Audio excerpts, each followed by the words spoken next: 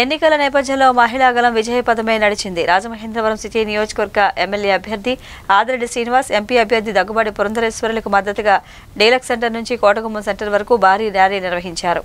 ఎన్నికల నేపథ్యంలో మహిళా గళం విజయపథమై నడిచింది. రాజమహేంద్రవరం సిటీ నియోజకవర్గ ఎమ్మెల్యే అభ్యర్థి ఆదిరెడ్డి శ్రీనివాస్, ఎంపీ అభ్యర్థి దగ్గుబాటి పురంధరేశ్వరులకు మద్దతుగా డీలక్స్ సెంటర్ నుంచి కోటగుమ్మం సెంటర్ వరకు భారీ ప్రదర్శన నిర్వహించారు. వేలాది మంది మహిళలు వెంటరాగా కూటమి అభ్యర్థులు ఆదిరెడ్డి శ్రీనివాస్, దగ్గుబాటి పురంధరేశ్వరులు ప్రజలకు అభివాదం చేస్తూ ఎమ్మెల్యే ఆదిరెడ్డి భవానీ, మాజీ MLC Adireddy Apparao, Janasena party Rajahmundry city incharge Athi Satyanarayana తదితరులతో కలిసి డీలక్స్ సెంటర్ నుంచి కోటగుమ్మం సెంటర్ వరకు పాదయాత్ర చేసుకుంటూ ముందుకు కదిలారు. రాష్ట్రంలో ప్రస్తుత పరిస్థితులు మారాలంటే సైకిల్ గుర్తుపై ఓట్లు వేసి ఆదిరెడ్డి శ్రీనివాస్ను ఎమ్మెల్యేగా, కమలం గుర్తుపై ఓట్లు వేసి దగ్గుబాటి పురంధరేశ్వరిని ఎంపీగా గెలిపించాలని కోరారు. ఎంపీ ప్రస్తుతం వైకాపా తరపున రాజమహేంద్రవరం సిటీ నియోజకవర్గ ఎమ్మెల్యేగా పోటీ చేస్తున్న మార్గాని భరత్రాం వ్యాపారులను అన్ని రకాలుగా ఇబ్బందులకు గురి చేశారని మండిపడ్డారు. కరోనా కాలంలో వ్యాపారాలు లేక ఆందోళన చెందుతున్న వారికి మళ్లీ దెబ్బ తగిలేలా పనులు చేశారన్నారు. మెయిన్ రోడ్లో అవసరం లేకపోయినా అనవసరంగా వ్యాపారులను సంప్రదించకుండా సెంట్రల్ లైటింగ్ ఏర్పాటు చేయడం, దానవేపేట, ప్రకాష్ నగర్ తదితర ప్రాంతాల్లో రోడ్లు తవ్వేసి నెలల తరబడి పనులు చేపట్టడం వల్ల వ్యాపారాలు లేక వ్యాపారులు అనేక ఇబ్బందులు పడుతున్నారన్నారు. తమ వ్యాపారాలు జరగకపోతే షాపుల అద్దెలు, సిబ్బందికి జీతాలు, విద్యుత్ బిల్లులు, పన్నులు ఎలా చెల్లిస్తామని వ్యాపారులు ప్రశ్నిస్తున్నారన్నారు. ఎన్డీఏ కూటమి అందరికీ అండగా ఉంటుందని, అధికారంలోకి వచ్చిన తర్వాత అందరి సమస్యలు పరిష్కరిస్తుందని భరోసా ఇచ్చారు. ఈ కార్యక్రమంలో తెలుగుదేశం, జనసేన, భారతీయ జనతా పార్టీల నాయకులు, కార్యకర్తలు, అధిక సంఖ్యలో మహిళలు, యువకులు, అభిమానులు పాల్గొన్నారు.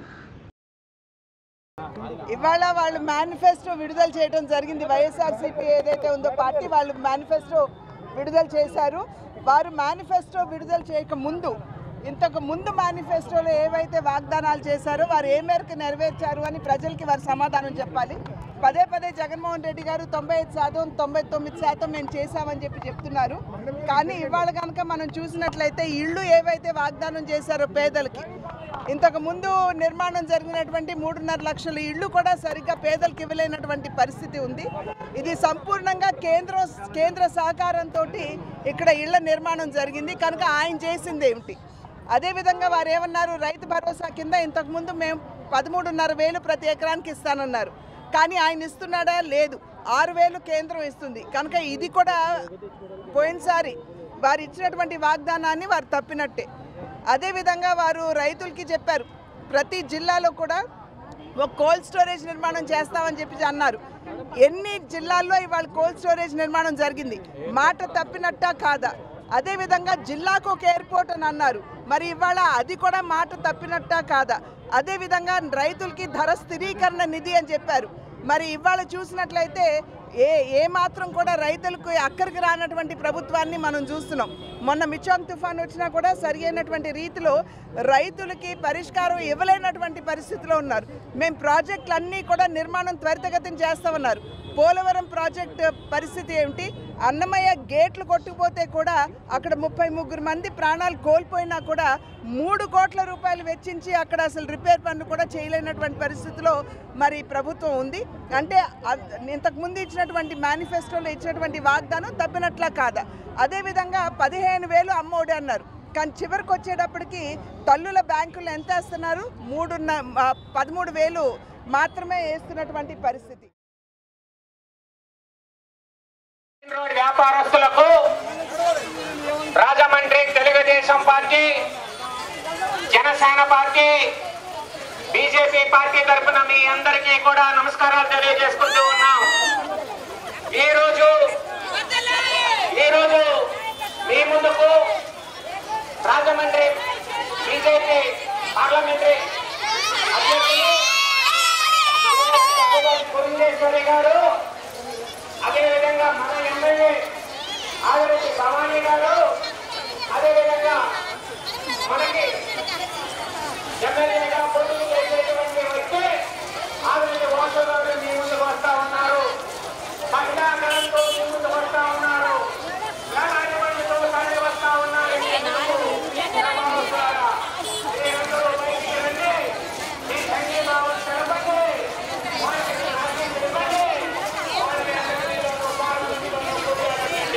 వ్యాపారస్తుల నిరంతరం మీ సేవకి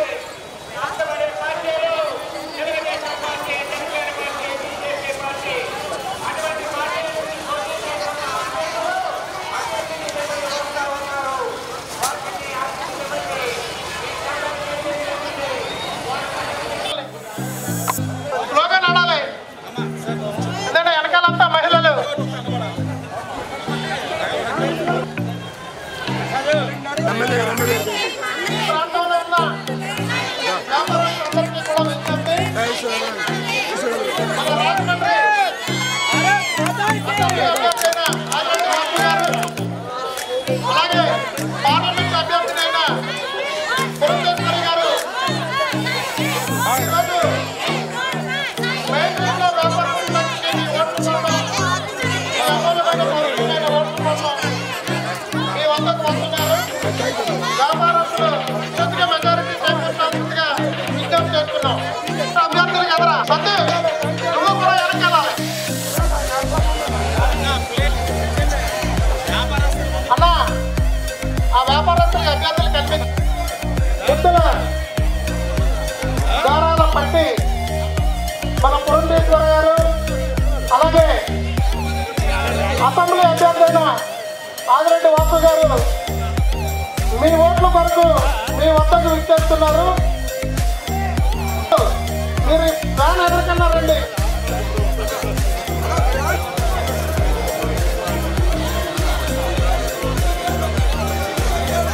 ఈరోజు మీ వద్దకు మీ ఓట్ల కొరకే మీ వద్దకు వస్తున్నారు.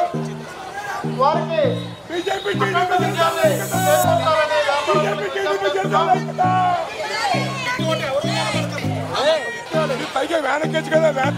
వ్యాపారస్తుల దగ్గరకు మన పార్లమెంట్ అభ్యర్థి ఏం కనిపించలేదు. మా రణమెంట్లో అభ్యర్థులు కనపడతలేదు.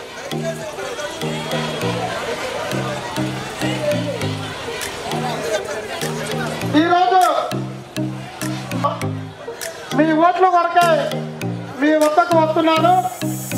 ఒక ఓటు సైకిల్, మరొక ఓటు కమలానికి వేసి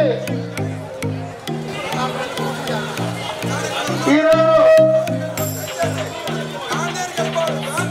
మెయిన్ రోడ్డు వ్యాపారస్తుల వద్దకు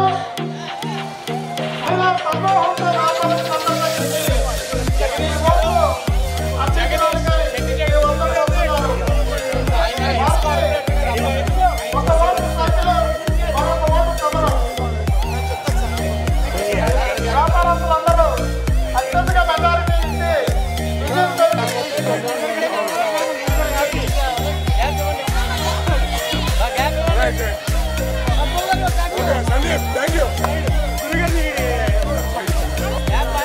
ఈరోజు ఆదిరెడ్డి గారు జనసేన టీడీపీ బీజేపీ నాయకులు మహిళా సమూహంతో వ్యాపారస్తులకు మీ ఓట్లు అందించగా ఒక ఓటు సైకిల్, మరొక ఓటు బీజేపీ కమలానికి వేసి అఖండ విజయాన్ని చేకూర్చాలని కోరి ప్రార్థిస్తున్నాం. చెప్పి జగదీష్ నువ్వు వెనకన్నా ఉండు, వెనకన్నారా వ్యాపారస్తులు ఉండొచ్చు రాంబాబు గారి పక్కన.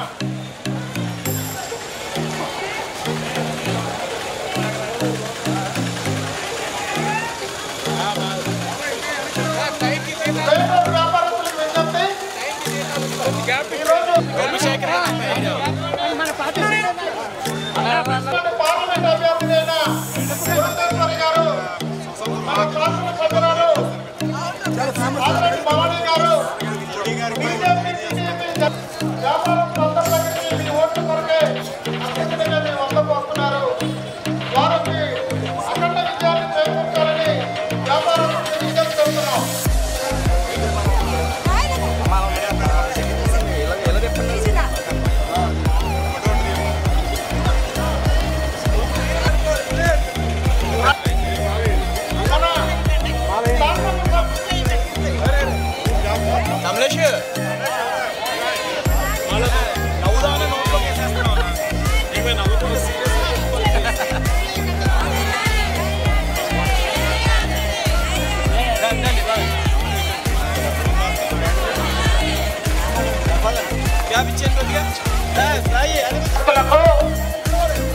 Rajahmundry Telugu Desam party, Janasena party, BJP party తరఫున మీ అందరికీ కూడా నమస్కారాలు తెలియజేసుకుంటూ ఉన్నాం. ఈరోజు మీ ముందుకు రాజమండ్రి బీజేపీ పార్లమెంటరీ పురంధేశ్వరి గారు, అదేవిధంగా మన ఎమ్మెల్యే ఆదిరెడ్డి భవానీ గారు, అదే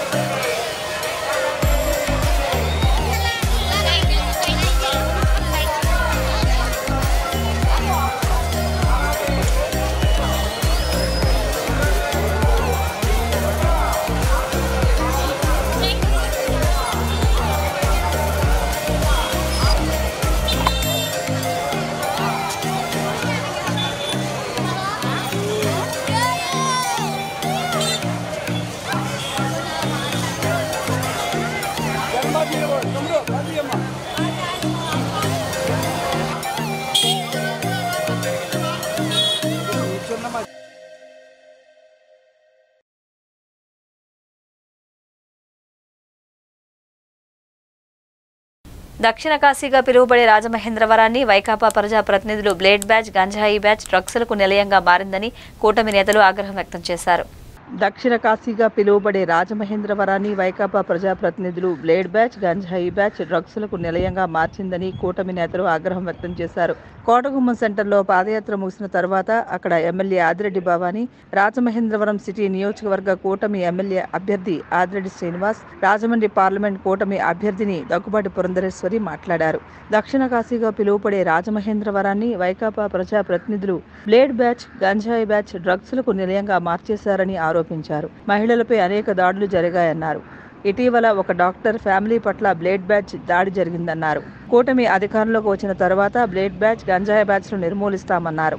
జగన్ అధికారంలోకి వచ్చిన తర్వాత విద్యుత్ బిల్లులు, పన్నులు, పెట్రోల్, నిత్యావసర వస్తువుల ధరలు విపరీతంగా పెరిగిపోయాయన్నారు. కూటమి అధికారంలోకి వచ్చిన తర్వాత మనం 4000 పెన్షన్ ఇస్తామంటే అదే ధోరణిలో జగన్ కూడా పెన్షన్ పెంచుకుంటూ పోతామంటున్నారని విమర్శించారు. జగన్ ఏలుబడిలో ప్రశ్నించిన వారిపై దాడులు చేయడమే పనిగా పెట్టుకున్నారన్నారు. ఒక్క ఛాన్స్ ఇచ్చినందుకు జగన్ రాష్ట్రాన్ని సర్వనాశనం చేశారని మండిపడ్డారు. అప్పుల ఆంధ్రప్రదేశ్గా మార్చేశారన్నారు. డబ్బుల కోసం ప్రభుత్వ ఆస్తులను తనఖా పెట్టడం బాధాకరమన్నారు. రాష్ట్రానికి రాజధాని లేకుండా చేశారని ధ్వజమెత్తారు. నాయకులకి, కార్యకర్తలకి అందరికీ కూడా నా యొక్క నమస్కారాలు. అలాగే మన ముందు మన ఎమ్మెల్యే అభ్యర్థి ఆదిరెడ్డి వాసు గారు, మన ఎంపీ అభ్యర్థి దగ్గుబాటి పురంధేశ్వరి గారు ఇద్దరు కూడా మన ముందు వచ్చారు. ఇవాళ మీ అందరికీ కూడా ఓటు అభ్యర్థించడానికి వచ్చారు.